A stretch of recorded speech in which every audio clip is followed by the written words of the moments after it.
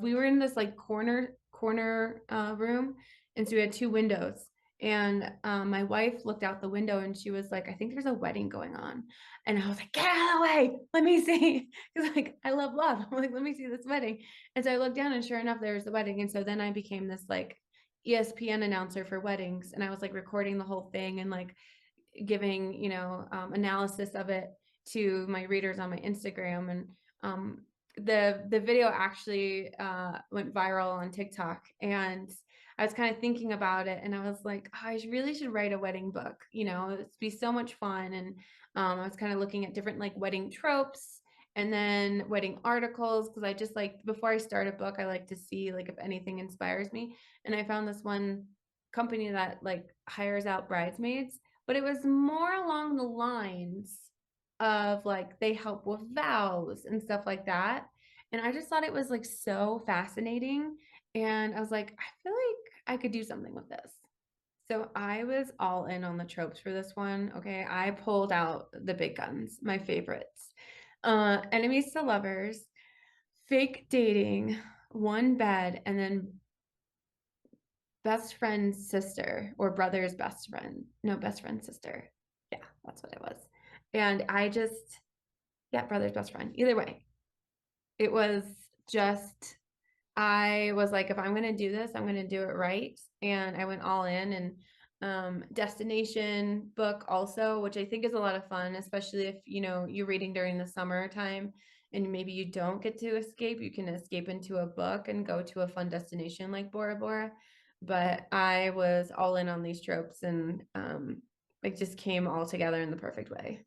Bridesmaid Undercover, it goes into Hardy and Everly's storyline, and Everly is the assistant to Maggie, who is the heroine in Bridesmaid for Hire. And their storyline is basically acquaintances to lovers. No, I'm sorry. It's acquaintances to friends to lovers to enemies to lovers. And he wants her to help him get back together with his ex, and she's absolutely in love with him, but she's like, I'll do anything. And he slowly finds out that she's the one that, he needs to be with. So that one is a lot of fun. It's if you like to watch a friendship develop through a story, that's definitely to pick up. And then Bridesmaid by Chance is Hudson, who is the second Hopper boy. And it's him and his assistant Sloane. And Sloane is actually his business partner's sister. And so there's a lot of tension there. But something happens and they need to get married. I won't get into it, but it's a marriage of convenience.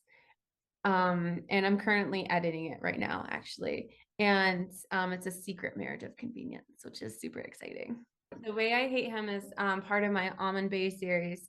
And that one is about a rock star romance and his nemesis's sister who becomes his assistant. And he kind of uses, not uses, but he blackmails her and like she has to work for him.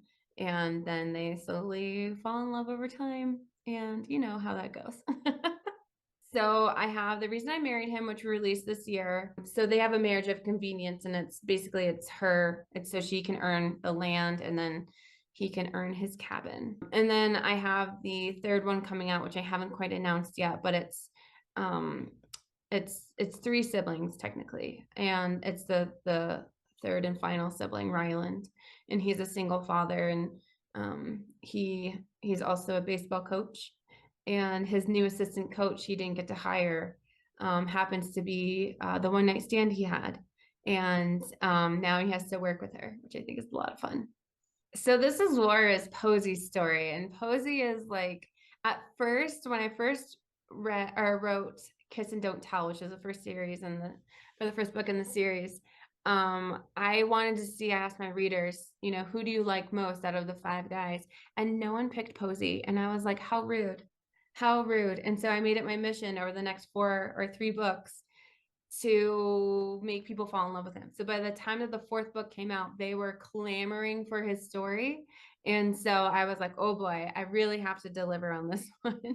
So it's a coach's daughter assistant romance. And Posey's the one who goes around and helps all the guys find their relationship and fall in love, and they don't think he's the one that's been helping them, but he like points it out that he's the reason why they're all happily and in love. And so when it comes to his story, he starts freaking out and he's like, I need help, I need help. And instead of going to his boys for help, he goes to all of their girls. And it's hilarious. It's kind of an enemies to lovers as well. And a lot of back and forth. If you've ever seen, I mean, have you seen Friends? The episode where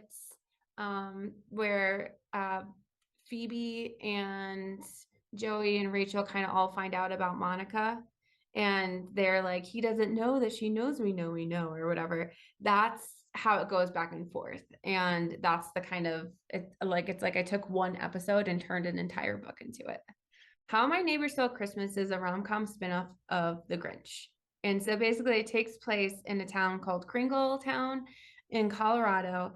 And it's a 24/7 Christmas town all days of the year. And they have this big contest at the end of the year called the Kringle Contest. And there's about, I want to say, 5, 6 competitions within the Kringle contest, and you get points, and whoever gets the most points is named the town Kringle, and it's the biggest honor you could ever have in your entire life.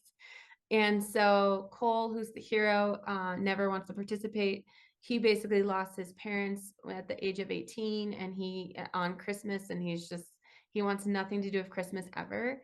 And then Story Taylor comes in because her Aunt Cindy, who is Cole's neighbor, breaks her hip and she needs help during the Christmas season. Little does she know, though, that her Aunt Cindy is entering her into the Kringle competition and she wants nothing to do with it. But her Aunt Cindy is like, you have to represent me. And so Cole catches wind, and he has known Story for a while now. And she always said that she hated Kringle. And so he's like, why is she entering the contest over my dead body? Is she going to win?